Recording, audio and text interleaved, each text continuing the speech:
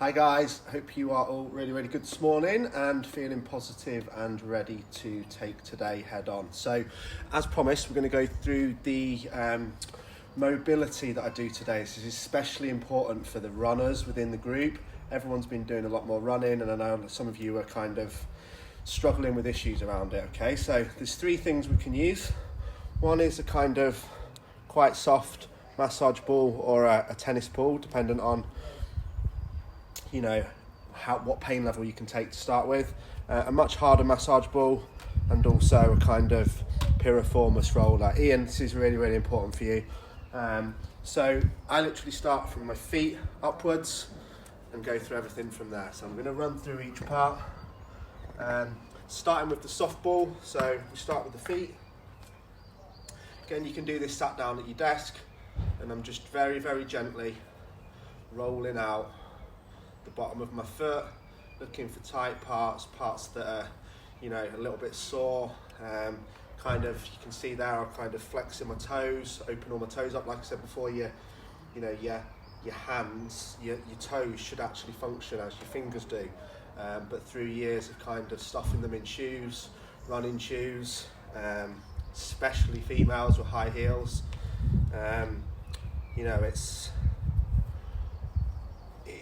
it compresses them, and that's not how they're meant to live. So again, this is a great time when we're resetting.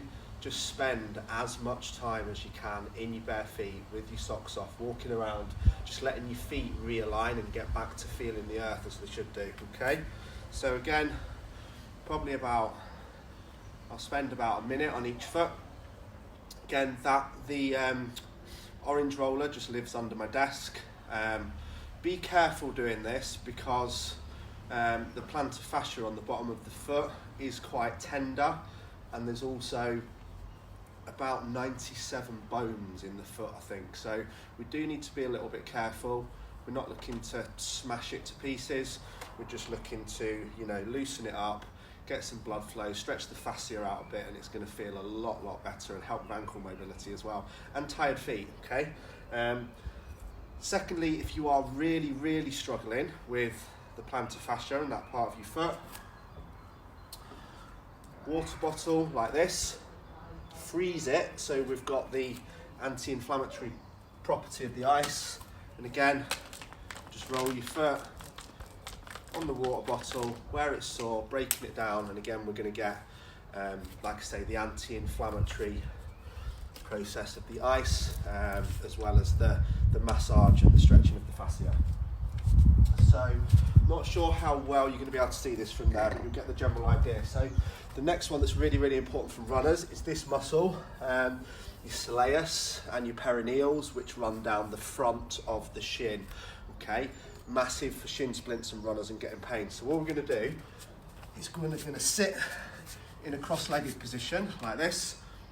We're going to place the ball on that muscle, bring the pressure onto it, and then I'm going to simply use this hand to roll my leg up and down the ball, finding the parts that are sore. Mine's really sore straight away. The first time I ever did this full routine, which I created, I literally felt like I was walking on air.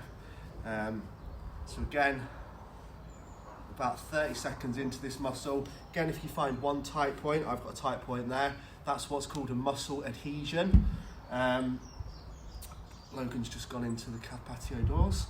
I'm just going to hold it on there for 30 seconds, like a massage person would with their elbow, just to release it. So think of this as a kind of, it is a self-massage really, it's just not costing you £35 an hour.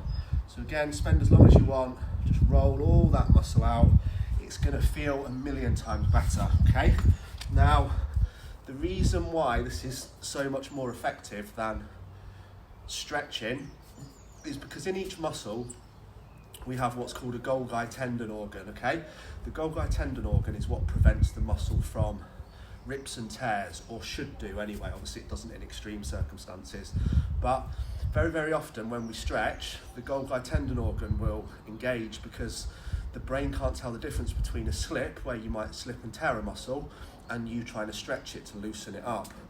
And also, especially in terms of athletes, if you kind of think of, you know, all the muscle fibers should run like this, but when they keep getting ripped through training and stuff, they can then, you know, repair and become cross-hatched. So if they've become cross-hatched like that, instead of like that, stretching, you know, if you ever tried to stretch some really tight cotton, you can't at all, okay?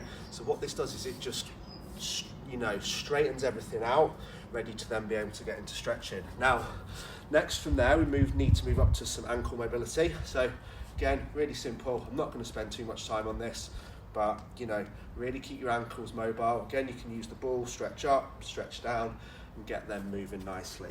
Now, if you're a sadist, like I am, you can use the ball on your calves, but certainly a better place to start might be the foam roller. Again, only about £10 online. So we're going to sit back with the foam roller. You're going to place your calf on top of it. Use your hands to pivot. And you just move it off the screen there. Again, like a massage. You're going to use the foam roller to massage the calf muscle out. Again, go onto the side, inside, right down to your ankle. Get quite a good triceps workout at the same time. And just, wow, I've got a really tight pot spot there. When you find that, hold it for up to 30 seconds. Just gently, think of it like, you know, when you stick PVC stickers and they get bubbles in them. Think of it as like you're trying to push the bubble out. Again, swap onto the other calf. Again, just break it down as much as you can. You're going to feel amazing, okay?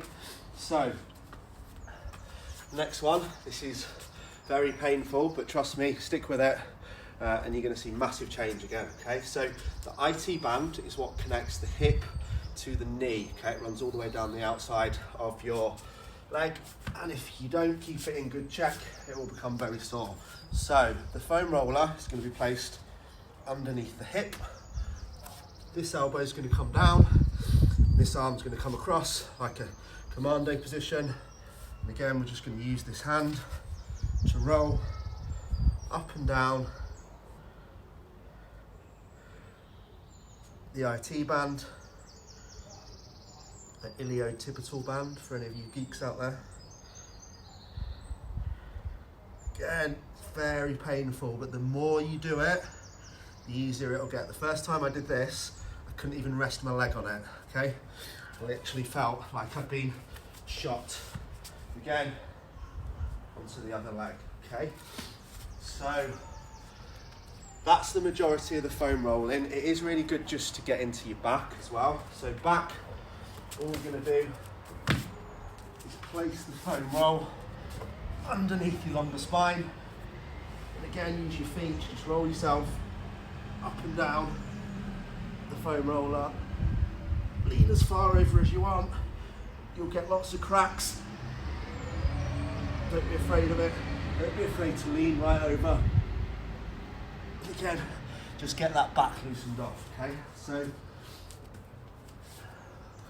that's the foam rolling and the ball work complete. Literally, sometimes I would spend half an hour doing that in the morning, just having a cup of tea, just to, you know, get myself feeling better. It's a good time to be doing your listening and your thinking as well, your personal development stuff, okay? So, next is the mobility flow. Now, you have to excuse me on this.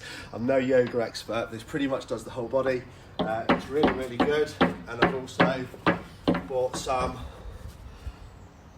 yoga blocks in to show those of you who are really not mobile at all like me how to help, okay? So, again, we can do as many rounds of this as we want.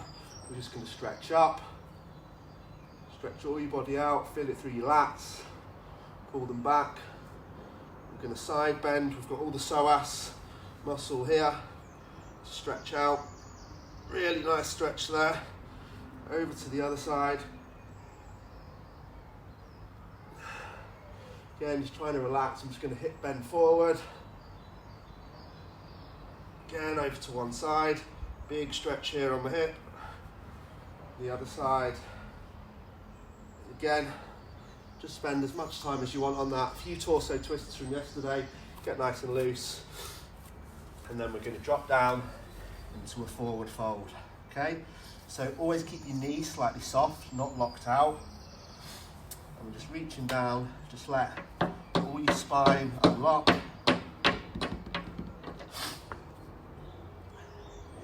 Down to your toes, nice deep breaths, get your breathing under control.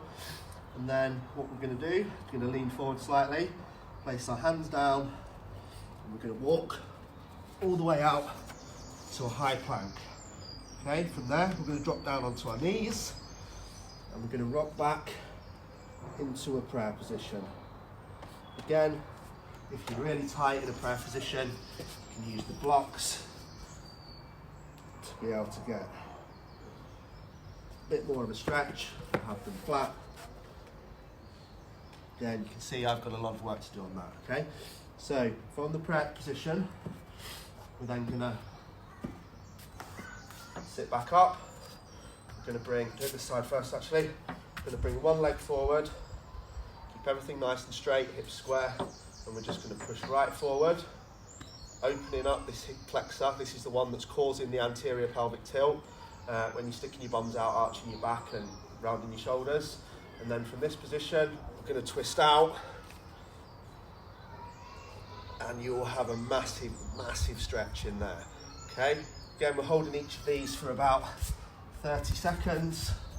I'm going to swap sides, I'm doing it a bit quicker. So hips nice and square, lean right forward, and then we're going to twist open.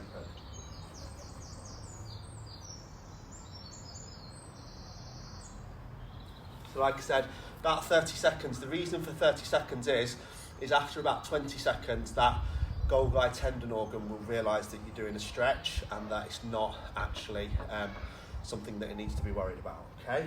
So, from the high plank and I'll show you how this looks in real time afterwards, but from the high plank and the hip flexor stretch, we're going to come into pigeon. So we're going to bring this leg across, and you can either lean down or we can sit up, okay? So we've just done the hip flexor, now we're doing the glutes and the piriformis, which is the reverse muscle.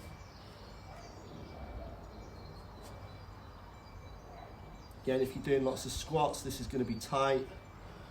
Just a really nice stretch to relax. Then we're going to swap through. Again, the more at 90 degrees you have your leg, the more intense it's going to be. You can always bring your foot back a little bit at a 45-degree angle if it's too much. Again, you can sit up if it's too much, but ideally lean down, push into your glute, get that piriformis muscle, and loosen it off, okay? So from there, we're then going to come into what's called cat and cow. So like we did yesterday, we're going to stomach vacuum in, push the back up to the ceiling or the sky because we're outside, and then we're going to arch the other way to flex the spine. So again, about 5 seconds on each one with this. 5 rounds. Just loosening up. Remember, we've already foam rolled it. And we're just loosening up the thoracic, cervical and lumbar spine. Look up, so we're getting the neck as well, little neck twist. Any little niggles you've got yourself, work on them throughout it. Okay, so again, from this position, we're going to come back into prayer. Okay, and the best way I coach this is, imagine you've got a pencil on the end of your nose. You're going to go into, take the pencil down to the mat, draw a straight line, and come through into cobra, pulling your shoulders back. Again, nice breathing, hold for 5-10 seconds, and then from there we're going to push up into our downward dog. Again, if you're super tight like me, we can use the blocks just to be able to get the heels down. And again, going to come through and back into our downward dog, as many rounds as you want. And then we're going to move the blocks, walk our hands in, stay in the forward fold, Keep your head nice and low. Stretch out all that spine. Come up super slowly. You don't want a head rush. And then we start round 2. Up into our stretch and go through the full routine again. So hopefully that's not too intense. Again, I do mine after my run because I've been out for my run this morning. Did 4 miles today, so feeling good. Always stretch your muscles when they're warm, okay? If your muscles are cold, think of it as like trying to stretch a cold piece of, dough. It's not going to move at all once it's rigid. Once it's nice and warm, all gooey, stretch much better, okay? So I hope that helps. Mobility is important. I would do this every day, every single morning. I would put it in line with the mobility in the warm-up the other day, added with running. Awesome way to start every day. Hope you have a good one, and I will speak to you all soon. Take care.